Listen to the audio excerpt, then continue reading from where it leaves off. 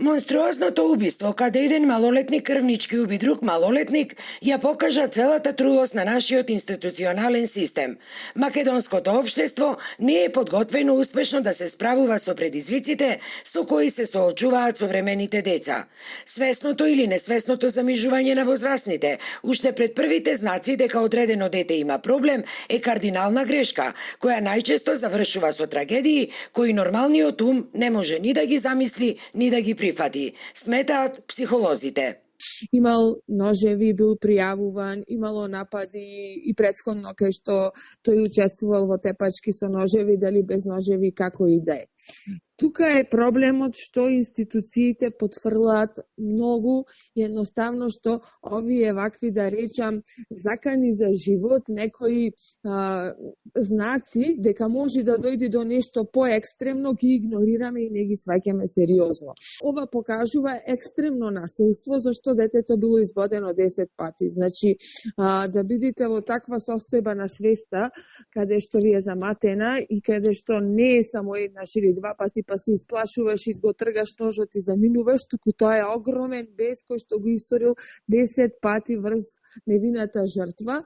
Тоа покажува прво дека имаме дете убиец. До 18 години многу е важна улогата на семејството, вели Алексоска и додава дека ниту еден родител не смее да се срами или да крие дека неговото дете има психички проблеми или е екстремно насилно, туку треба веднаш да се преземат сите мерки. Кога имаме вакви некои видливи знаци дека можно е насилство и кога веќе има насилство, дека веднаш треба да се превземи тоа во рацете на институциите, посебно прво училиштето, разговара со мајката, потоа се може да се препорача психотерапевт и да се работи со целото семејство. Ова, ако не е сега знак дека нешто труло и нешто лошо се случува во нашето општество, јас не знам што би требало следно да се случи.